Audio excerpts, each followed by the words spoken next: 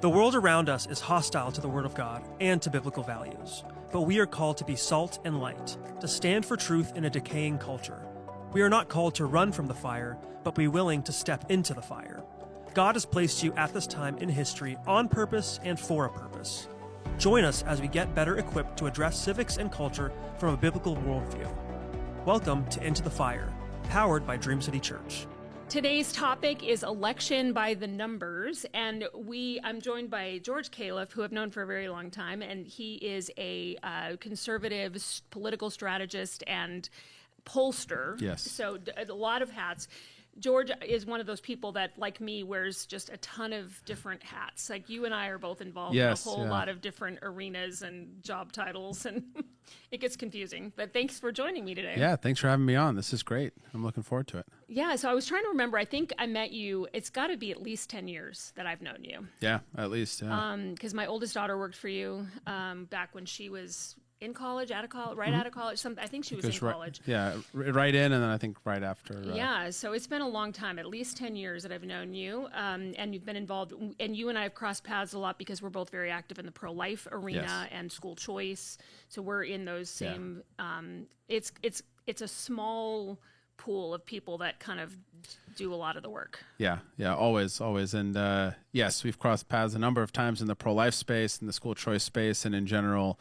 I feel like anytime there are folks gathering that are Christian and conservative, that odds are that you, Debi, are involved. So you'll run into me, right? So we just maybe start off with a little bit of personal information. I don't know if anybody, people may not know who you are, and just on a personal level who you are, and then we'll get into our topic. Yeah. So. My story, I like to start here quickly as a Lebanese Christian. So my family, I was born in Lebanon, and my parents both fought in the Lebanese Civil War. My uncle died in that war. So fighting for faith and involvement for the cause and fighting for your values has been ingrained in me since I was a little kid. And I grew up listening to stories about how my parents met in the underground bunker of the Christian militia. And I found out later in life how my uncle passed away, protecting essentially Christian villagers when they were trying to escape at the age of 19. And so that's how I grew up, always have been enamored with public policy and politics and being able to make a difference. And my parents both in their own right are activists and are very conservative. And when my family moved here legally in 1996, actually 30 years ago this May, my mom in particular, but both of my parents, instilled in us a deep love of America. And that's really what got me engaged in politics. And I remember following political races from a young age. And I was remembering this morning that some of what I used to do for fun growing up was debate foreign policy after church on Sunday. So that's what you do when you're a public policy nerd. But I've spent now my career, 16 years in the political space in Arizona and around the nation, fighting for conservative principles, life, religious freedom, school choice, and yes, the broader array. But really, I have been focused on those three. And now I'm blessed. I'm married to my amazing wife, Brianna, and we've got 3 boys, a 10-year-old, 9-year-old, and a 6.5-month-old. And recently added to the repertoire of various things I do, I'm running for public office for State House and Legislative District 3. So that's an exciting new development. Yeah. So because you've been involved in that space for a long time, so. That's exciting, all kinds of good stuff. And so you're a numbers person, and which a lot of people find confusing, I think. So part of what you do is polling, right? Yes. So polling, as specifically in Arizona, you do a lot of polling in our state, right? On different things, and kind of you're the numbers go-to person of how does this look? Is this thing going to pass? Is it not going to pass? So what's the voter turnout going to be? So that's really one of your big fields that you are experienced in and have a lot of credibility in that arena. One of the things that I think is interesting to look at is that people use numbers. You can have 2 sides arguing opposite points, both using numbers to try to back up their point, right? And like this percent of this. I mean, whether Planned Parenthood talking about that abortion is 3% of what they do, which is a complete. You have to do some really crazy gymnastics with numbers to get to that number. But when we had Prop 139 that passed, you and I were both really involved in that, trying to prevent that from passing. But they were using all kinds of crazy numbers to justify what they were trying to put in. And I think a lot of people were deceived by that as well. And we're seeing it now with ESA, the battle that's going on, trying to get that ballot initiative, which we'll talk about in a minute. But how do you tell if you're an average person? I think you can get blinded by all of these numbers, and it's hard to tell what's real and what's not real, because you can really manipulate numbers to say whatever you want to say. So how do you tell what's true, and how do you know who to trust when that comes? Great question. I spent a lot of time talking about this. So early career, I had a mentor tell me, you can't just jump in and be a 20-year-old strategist. And you can obviously understand why, but a lot of younger politicos want to become strategists right away. You have to have a hard skill. I've always been a numbers person, mostly because numbers didn't scare me. I was good with them. And look, to me, numbers are a means to an end. They are powerful because numbers can be used often to confuse people or to pull the wool over the eyes, or have it, to your point, Debbie, have it share and convey a narrative that is contrary to what's actually happening, and the numbers may not be quote unquote incorrect, but they could be framed and phrased in the wrong way, or it's all about perspective. We've all seen some of those famous charts and graphs where it shows very little change or huge change, and that's all about, what's the actual measure of the chart versus the numbers. And so how can you tell and what's trusted? A couple of ways. One, look, we were given human intuition by God for a reason. And what I mean by that is that if something does not pass the smell test, and I would say there are things and there are numbers that have totally floored me, but it's very rare. When something doesn't pass the smell test, that odds are means there's something up with it. So I would look at the source. I'm a big believer in the source and who's conveying the numbers, and do they actually have the details behind it. If they just have top line numbers that seem larger than life, but they don't have any of what we call in the survey research industry crosstabs or the details of them, or you don't know who actually received the survey, you can usually tell that that's a problem. Also consider the source in the sense of, even if a number is not biased, everyone has an angle. That is the bottom line. And so I would not treat numbers as just, numbers should be neutral, but the source of those numbers are almost never neutral. Right. And so I would say collect information in different sources from different places. That's why often in the public survey research industry, we have what's called aggregators, meaning there are companies that collect surveys from a multiple different sources, and then you take the average of them so you can kind of take away some of that guesswork. I also would say the media, I know it's easy to give them a hard time, but unfortunately they sort of do it to themselves. The media's goal is to get clicks, and what gets clicks more than anything? Numbers that seem larger than life or that run contrary to an opinion. And so be very cognizant when numbers are being shared by certain members of the media, because I would say they share maybe 1 out of every 7 or 8 surveys. And typically when I put out a lot more public surveys, they would share the surveys of mine that run contrary to what the typical person thought, and not necessarily every survey that was like correct, if that makes sense, because they have a narrative in mind as well. Right. Well, and we're seeing that. I'm seeing that with largely with the ESA, and I'll get into that after this. But so what are some good ways to make sure that when you're taking a poll that it's a good, because I know that there are people don't necessarily think about this. I've learned about, you take statistics in college and do things where you have to have the certain types of pools of people. Yeah, that representative you ask, sample. Right, a representative sample, and then also the way that the questions are framed is a big part of what kind of answers you get, and that's part of how people can skew numbers, is by asking questions in a certain way versus a different way. Can you explain that a little bit? Yeah, so I like to say survey research is art and science. The science behind it is the methodology, all the nerdy stuff that we don't need to get really into. The part that makes surveys different and that interject bias is the more art behind it. So surveys are only as good as who we predict to show up. Meaning, if I'm doing a survey of who I think is going to vote in November, but I assume in my survey, incorrectly or correctly, that there's going to be a lot more Republicans than Democrats, or a lot more Hispanics than non-Hispanics, that would alter the effects of the election. So famously in 2016, what did all the surveys say? All the surveys said that Hillary Clinton was going to win versus President Trump. The big difference was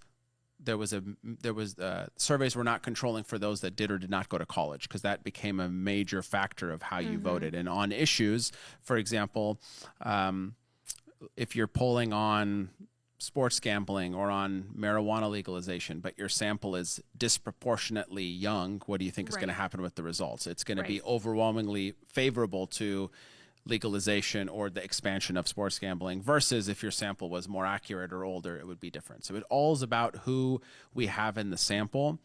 There's a lot of survey research firms that have stopped guessing who's going to vote, and they don't do political polling anymore. Like Gallup, for example, stopped that multiple years ago because their image was getting tarnished because they were wrong. Yeah, they were wrong. They were wrong in predicting who was going to vote. I often will look at surveys in Arizona that show, for example, that there's going to be like equal numbers of Republicans to independents who vote. We've not had that in the history of our state, not at least for the last 30 years.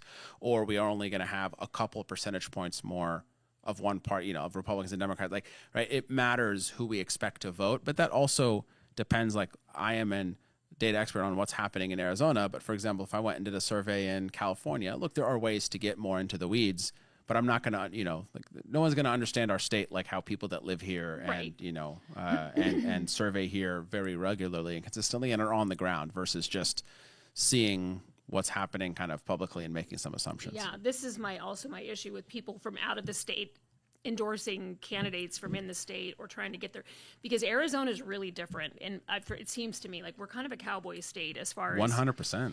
We don't like people to tell us what to do. Very much the Barry Goldwater mentality, the cowboy mentality runs deep in the veins of even people that just recently moved here. Somehow Right. they instantly land in Arizona and they smell the Arizona air and we become cowboys. It's really hard you can't use those same parameters that you use in another state to predict what's going to happen in Arizona. So it is really interesting to look at. I mean, I was born here, so I have lived in Arizona my whole life, and you see all the political. It's very different than most states in the country, I think. Yeah. Our political dynamics, political behaviors, even the way our legislature operates is very different than other places. You have other states that are still very conservative leaning, and they'll have the same Speaker of the House for 10 years, 12 years. Now, I understand we have term limits here, but that's not necessarily why. We just there's a lot of let's flip the card over. Yeah. There's a lot of dynamics, and we have our own version of New Hampshire's live free or die, right? Like that's sort of the original. They pride themselves in being more like libertarian. Arizona, both sides of the aisle, ironically, have this cowboy streak, by the way. It's not just on the right. Like in general, people in Arizona come here for not just greater opportunity, but to sort of buck the trend. And especially the more in the suburbs or exurbs that you live, the more likely you are to be willing to buck the trends. So. And we like to fight over really minute things, right? It's crazy. Like there will be some major upheaval fighting over something that's like, really? That's worth it? Yeah. It's very area specific as well. Yeah. It's very interesting to look at. So with that, let's go into specifically talking about the ESA. So, because that's one of the things that, even what you were talking about a minute ago, I'm noticing there's certain news outlets that are just nonstop with all this garbage. That's so ridiculous. It's all they do. Like literally, there's not a single other article written by this one reporter for maybe the last 6 months. It's ridiculous. 9 months. I'm like, are you your own PAC or like political action committee there? I'm convinced he's hired by the anti-ESA side. Because it is really blatant and ridiculous. So. But we're seeing a lot of information going, and we've covered it, pretty extensively on this show. But I do, because you come from a different perspective with it, and you're part of the group that's fighting this, right? So, yes, I helped found AZ Loves ESA and help run it. Yeah. Okay, so which I didn't know until recently. I mean, that doesn't surprise me. Again, you and I cross paths all the time, but this is also a big school choice and ESA. That's a big thing that I will. Talk about and promote as well. But so what kind of things are we seeing as far as numbers? If you can just kind of give a rundown on that and what we're looking at versus reality versus what they're saying. So high level numbers that just show you the power of this movement. 103,000 children use the ESA, the Empowerment Scholarship Account in Arizona. That represents about 8 to 9% of our school age children. So it's a huge percentage. We have the top 3 largest program in the nation and the most permissive program in the nation for parents and those that want to serve parents. We were the first program. And we were the first program that had an Empowerment Scholarship Account in 2011, and we were the first program to go universal in 2022. Other people model theirs after ours. 100%. Right? Yeah. And we do work across the nation spreading school choice. And the reason why we really have focused on that is because we are based in Arizona and we have a lot of lessons learned here. The other statistic is that the overwhelming sentiment amongst individuals, especially voters, is to be supportive. Republicans, Democrats, independents, white, Hispanic, wealthy, non-wealthy, male, female, regardless of your educational background. people support empowerment scholarship accounts, and more importantly, people support school choice, meaning parents, we are in charge of raising our children. We're in charge of educating our children, not the government, not anyone else. It should be a foregone conclusion, and yet there are individuals out there that believe that parents should not be in charge if the parent has views that run contrary to popular culture, essentially if they have Christian views. And so while I'm a big proponent in school choice, look, I went to a public school growing up. I had a fine experience, but I also didn't know the political persuasion of any of my teachers. I found out after I graduated that almost all of them were liberal, but sincerely, to their credit, I very rarely knew their political persuasion, and they let me be, because I was very outspoken. Imagine 18-year-old George, 17-year-old George. I was even more on fire. Imagine, right? They let me do my thing. It's very popular. School choice is popular. ESAs are popular. Tax credits, which we have a very robust program in Arizona, are popular. So then the question you ask yourself. We were one of the first. One of the first. Right? Yeah. And we were, I believe, the first or one of the first states to have open enrollment, meaning you can go from, you don't have to go to your assigned district school. We still have we still have states in this nation, by the way, that have jailed individuals for wanting to open enroll their children. That's how wild things are in other countries after we've had it for close to 30 years. And yet you ask yourself this, because a majority of every political party in every background, very rarely do we enjoy 70% approval on anything, right? And we have that with school choice. Why is it that there are organizations very prominent that oppose it? Why is it that not a single legislative Democrat supports school choice? And I don't mean just like ESAs, like almost every facet. We used to have them.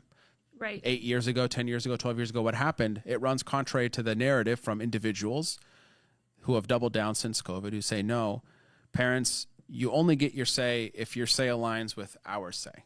Right. And that's a big problem. And there are organizations that want to specifically pick on Christian schools. Yeah. Specifically. Why? Because we desire to teach our children about where values come from, about their God-given rights and gifts, and we teach them about America and the beauty of America, and all those things are offensive to those that want to place their ideology as God, not allow God and his truth to prevail. And so it's the numbers tell a very different story than what you hear on the news. The numbers tell a very different story than what you hear from almost essentially any elected Democrat in the state of Arizona. And now I think the voters are going to speak when it comes to this ballot initiative, the 2 ballot initiatives. I think they're struggling to gather signatures because I think the average Arizonan supports parents being in charge of their children's education. I ran into somebody at ASU that was lying about trying to get. I went up because I saw that that's what they were doing, but flat out she didn't even know that she was lying because she was being paid to tell. It was given, this is what I'm supposed to say, right? But how I was supposed to sign to help disabled children get scholarship money. Yeah, we've heard that. And that is, they already have it. They're already qualifying for that. They already get it, and this will take it away. And actually, a better, an even more amazing number, Arizona is one of the few states. So on average, the Empowerment Scholarship account gives families about $7,400. If you're a family that has an individualized education plan, you have a child who has dyslexia, dysgraphia, or you have a child who's on the spectrum and has an autism diagnosis, you can get upwards of $40,000 to $45,000 to educate your children, so that no child feels like they are forced into a situation because of finances or their parents' financial abilities, right? I mean, and that is the beauty of America. That is the beauty of the United States of America. Many other countries around the world, people pay in education what we pay here in mortgages, and yet we have found a way to get creative. And so this is why I'm a huge proponent of this. And to me, this should be a no-brainer, right? I mean, when I first started looking into K-12 education, I'm like, oh, surely this is like nonpartisan. And for a while, it was bipartisan. I shouldn't say nonpartisan. It was bipartisan until the teachers' unions and those that are in charge on, that are purporting progressive ideology decided, no, we don't want to give parents this. But I think, and I've said this line multiple times, I think they are making a generational mistake, especially since COVID, because parents had a front row seat to seeing what their children were learning in a lot of these instances. And or parents were like, I think I can give my child a better experience in this, what we like to call unbundling, meaning that you take a bit from here, a bit from there, because no child's the same. People learn differently. They learn at different pacing. I would have thrived in a pace that let me go at my speed I probably would have been done with high school much younger. I mean, I was done with college in like 2.5 years. I could have graduated, done a whole bunch of different things, but my parents didn't know, and we didn't have the ESA, and for a whole multitude of reasons, they weren't even aware of what a charter school was. So that's the other thing that I care a lot about, which I know is not about the numbers, but like awareness of these things, right? So we have these programs. Are people aware? Well, they are much more aware today than they have been in the past, but we still have a lot of work to do. Yeah. Well, and because certain demographics are more aware than others. There's other, depending on where you're getting your news information from. Yeah, that's true. We had Mac from Center for Arizona Policy, and that was one of the things he was talking about, was that there's a lot of, like specifically Hispanic communities that have no idea that they can have these choices, right, and get help and take their child to a different school or do other things. They're less aware in certain areas that even exists. That is also a big passion of mine. And with ESA, so more people are taking it and using it for private school, right, than homeschooling. Do you know those numbers? In Arizona right now, yes, I would say a majority. We don't have exact figures, but a majority use it for private school. But the number of people that are using it for homeschool, or what we call non-traditional options, are growing. And again, homeschooling today means, or home educating technically, means something very different. What was typically considered as when you homeschooled maybe 15, 20 years ago, you were like full-time homeschooling, just at home. Typically it was mom, could be dad. It was very different. Sitting at the kitchen table. Kitchen table, right? Or the cottage. That's where the term cottage school came from. Now, homeschooling looks often like what we call a hybrid school, meaning you're in school 2 or 3 days a week, and you're at home the remaining 2 or 3 days.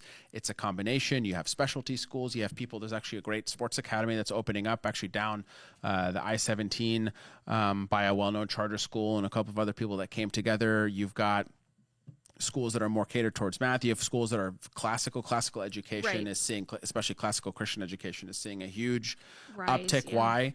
Because parents want something that is deep and wholesome and rich for their children, contrary to popular culture and what Hollywood wants to purport. And so we are seeing a big increase of that.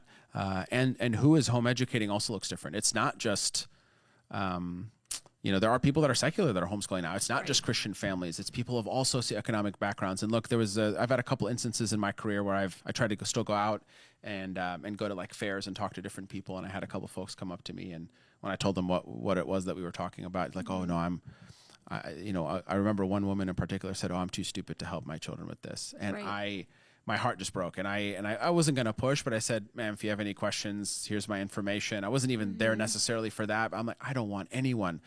What's worse for me than someone not knowing about these options is then feeling they can't access them, or that they can't unlock them for their children. And because there's so much available. Of course. There's so many things. I mean, and so I have seen that spectrum, and then I don't want to spend too long. We could talk forever on this topic, but I was one of those traditional. I mean, I started off I have a master's degree in education. I taught in public schools, but then I homeschooled my own kids, and I was, that traditional, at home doing that. But since that time with Micah, right, who's now almost 30, so that's been a long time, that 20 years, right, over 20 years that we've been doing that. And it has shifted greatly. What was available then when I first started homeschooling versus what's available now, even just in the charter school arena, in those micro schools, in online, all kinds of things that are available now that were not available in those early days. We really do have a lot. And I think one of the things that what I see is that this push to try to target ESA right now, and it's framed in, we're going to prevent fraud. It's all a bunch of nonsense. It's really targeted to try to eliminate school choice. I don't think their ultimate goal, in my opinion, is that they want to chip and try to get to where there are no other choices but to go to public school. Of course, they've already telegraphed that. There's no surprise there, because they have admitted that. It's an ideological battle. Yeah. Right? They have an ideological disagreement with us, us being Christians, us being Christian conservatives in particular. They believe that parents, again, we've said this a handful of times, they believe that parents not only shouldn't be in charge of their children's education, but that sometimes parents could be harmful for their children. Right. And we obviously disagree boldly. They try to couch it as money and fraud and waste and abuse. It's very convenient, because that's obviously, who are they catering towards? That's messaging that we as conservatives talk about in terms of government waste, fraud, and abuse, which we have seen obviously on the news in Minneapolis and other places, but we unfortunately even have in Arizona. And as I always like to say, because I'm sure folks have heard this, even $1 of misspending is not something that I'm okay with. Right. But when you look at the numbers of what we're seeing in the ESA program, 0.3% Right. misspending versus what we see in other programs or in the grand scheme of things, that 0.3% again, and even $1 is not okay with me. But that's $3 million out of a program that's almost $1 billion. Right. Right. We've already verified that we sent $600 million in the sober living home scandal over the course of multiple years. So there's a lot of places to look at waste, fraud, and abuse without coming after parents and children and the way that they get educated. And this would be so disruptive if it passed. But that's their intent. Their intent is to disrupt the education of our children. Yeah. Yeah. So this is one of the things that, I mean, hopefully it won't qualify to get on. I mean, they are, really lying about the intentions behind it, trying to get signatures. I'm hoping and praying that it will not get on the ballot. But if it does, that's going to be something that we'll see in the midterm. But even aside from that issue, the midterm elections are so hugely important. It's something that I like to talk about a lot because I feel like people pay more attention to the presidential elections and the national things that are happening, and they overlook or forget about the local. I'm just crazy here. I'm hitting all kinds of stuff. They pay less attention to the local elections, and the midterm here. We've got governor, secretary of state, attorney general, which is a huge one that she makes me crazy. But those three offices, and then a lot of local offices, and then ballot initiatives as well. So why are these midterms so crucial, especially for Christians? One of my most enjoyable things I've gotten to do in my career is travel the state, speaking to fellow Christians, conservatives, using data and encouraging them to engage. Why?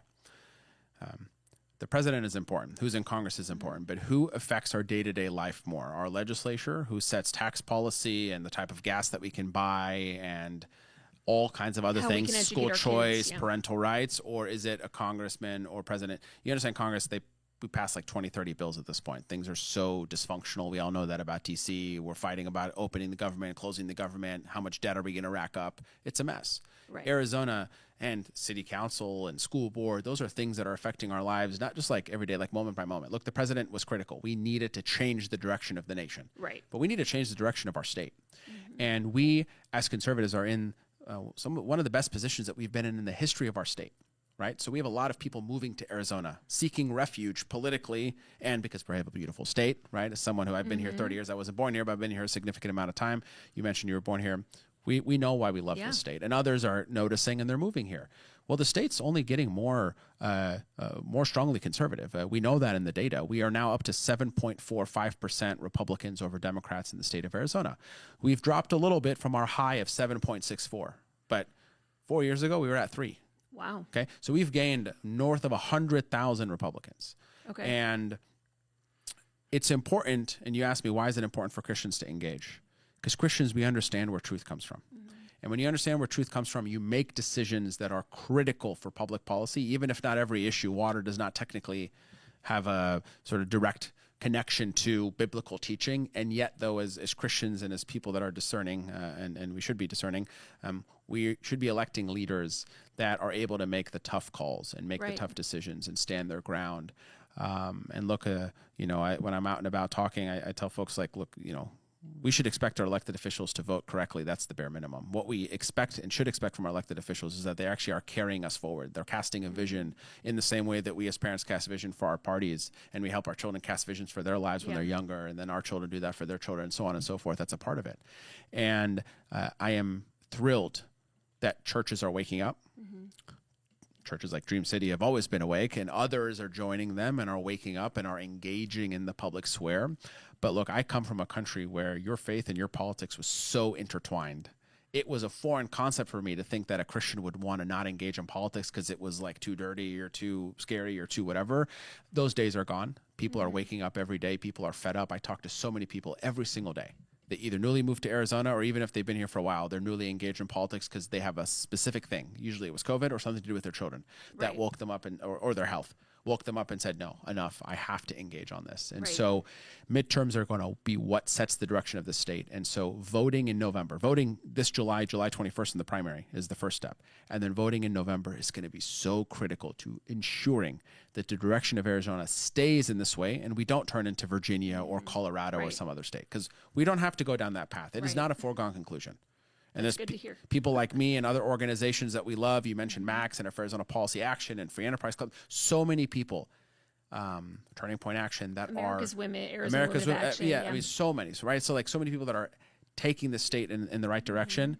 But we need folks to be willing to engage. And please, please don't lose heart. I know things are tough. And I talk to people sometimes that say, well, George, my vote's not going to matter. And that's not true. The Attorney General's race was decided by 280 votes out of more than 3 million. Okay, so say that again. This last Attorney General's race. 4 years ago, 280. Chris Mays won by 280 votes. Votes. Out of how many did you say? 3 million. That is So crazy. 141 people switching their vote would have done it. All right, obviously because you go from one side to the other, or 280 new people. So voting. don't lose heart. Are things perfect? Is the way that we vote perfect? All that? No, nothing is perfect in life. We understand that we live in a fallen world. But if No we don't candidate is engage, gonna be no perfect. candidate's Right. perfect. But You're if not we gonna don't agree with engage, people 100% of the time, right? You all have different. we don't agree with our spouses and our families. Right. But if we don't engage, what's surely to happen? If Christians leave the public square or retreat or do not show up, then what is guaranteed? We guaranteed to lose, Right. because those that ideologically oppose what we believe in, I'm not even going to just say a political party. There's even sub-ideology within that political party. They will walk through, and they have been. They're hostile to Christians. Not just that, they will walk through broken glass to be hostile to Christians with their vote. Yeah. And to elect individuals that are hostile to Christians and to Christian teaching. Because some of them call themselves, quote unquote, Christians. Like we could spend a whole episode on the Senate candidate in Texas, for example, Talarico, who's using the word and scripture to purport things that are not at all. Twist things around, yeah. Correct. But we need to engage. We need to lean in. And again, I am grateful that so many are. So this is not like we're going from square zero. We have come so far, but we have more work to do. Yeah. Well, that's really good to hear. I'm glad because you seeing those numbers. So you were saying there is a conservative advantage, right, in Arizona politically, but also what do we see as far as the primary election? Because a lot of times people will get to the November election and think, I don't like any of these choices, but they don't realize they had that. Yeah, we have that choice in July. July. It used to be August. Now it's July. So what are we seeing as far as voter turnout in the last few elections in Arizona? I'll be honest. In the midterm, in the primary, it's low. It's like about 50%, in some areas lower. And I'm a little bit more worried about this midterm, this primary, because as you mentioned, as opposed to being in the first Tuesday of August, we're now the third Tuesday of July. Right. So July 21st, for some people in the Valley, school's not out. School's not back. So people are still on summer vacation. Scottsdale and many parts of the Northeast Valley, our schools in and around where my wife and I live, they're back the first Tuesday of August. It's just Gilbert and parts of the Southeast Valley that are back. And so that's going to affect turnout. If people are still out of town. If people are still out of town, ballots go out June 24th. So if you're someone who participates in mail-in voting, I vote in person, and I've been happy to do that. But many folks vote by mail. Ballots go out June 24th. You'll have the opportunity to vote early in person as well. But Election Day is July 21st. I am cautiously optimistic, but for so many legislative races, it's decided in the primary. Right. Out of our 30, 24 or 23 will be decided in the primary period because it's not competitive. So who represents who's decided then? There's about 6 or 7 of what we call swing districts. Because either there's not somebody running or it always goes Democrat or it always it's goes very Republican. blue, very red. Right, in certain districts, right? And every single statewide race that matters has a primary. Governor, Attorney General, Treasurer, Superintendent, Secretary of State, and individuals. I won't get into my choices. I have some very specific choices, but individuals who wins matter. Not just for how we can win in November, but the type of person that we want representing our values. Because there's a difference, as I've said, between being a good vote or being having a good policy stance and being a fighter on that policy stance, using your voice to stand up. Because look, politics is not easy and life is not easy, and you're going to get a lot of pressure. So just saying the right things isn't enough, unfortunately, anymore. You have to say the right things, mean it, and then be able to follow it with action and back it up, and to be able to withstand pressure. And that's when that's a big one. It's important to be tethered to something. And if you're a Christian, you're tethered to your faith, you're tethered to truth, and so you're not going to be aimless Right. in the wind, which is, sometimes it's like a tornado out there. And it's not just windy. Well, and I think a lot of times when there's the low voter can't talk right now, the low voter turnout in the primaries tend to get more radicalized because you have the people who show up to vote for the primaries are going to be your really hardcore on the left or really hardcore on the right, people who are very into that kind of thing. And sometimes, not always, but sometimes it can mean that the people who get out of there are not necessarily people who a broader population would vote for. Right? Yeah. And we see this, frankly, with a lot of like tax increases and spending policy. There was an article I read yesterday that was done by the Goldwater Institute by a good friend of mine who was the author, that showed that like there's billions of dollars that are allocated in bond elections and different stuff in turnouts that average 25%. Well, and I think they specifically put them in these low turnout elections for bonds and things so that the teachers' unions and people can come out and vote, and your average person doesn't. Why do we think that the city of Phoenix and Tucson and a couple of other cities like that still hold their elections in November and in March versus holding them concurrently with the primary and the general? Right. Because they want a different type of electorate to vote. Yeah. And so who's going to show up in Phoenix, especially in the way that the districts are allocated in Phoenix? It's going to be more progressive voters. And so, look, not everyone can engage on everything. I understand that. There's races and elections, people are like, their eyes are glazing over. But people need to be open. My call as well is that, like, look, you get frustrated with the results of the election. But then sometimes as voters, we don't give the opportunity for candidates to give us information or to lean in, or we say, oh, we're too busy. Well, if you're too busy during the campaign season, then what's going to happen when something is needed or something goes south or you have something that frustrates you, and then you're mad that this person was in there, but you could have had an opportunity to do something about it. Yeah, and so you were saying too with the as far as the stats for Arizona with you said 70% of people support school choice. Are there any other? You were talking about how you're encouraged by this. What other? I know that unfortunately the life issue is not. We've gone really far the other direction as far as being people claiming to be pro-choice versus pro-life. But you were telling me before that lots of other issues were still really strong conservative in Arizona. What are some of those? We have a very strong majority of people that do not believe biological men should play in women's sports. We have a strong majority of people that do not believe that children should be receiving gender-altering surgeries or given puberty blockers with or without parental consent.